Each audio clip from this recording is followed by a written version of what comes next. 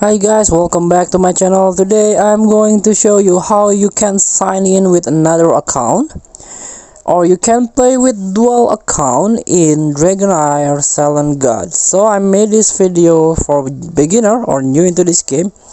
If you want to reroll but you don't wanna delete your first account, you can make a second account. So what you need to do first is tap this one. Tap it, the hero icon at the top of your screen.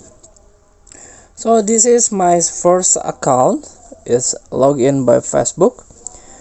You can tap this one, other login account. Tap it, and maybe you want to tap quick login.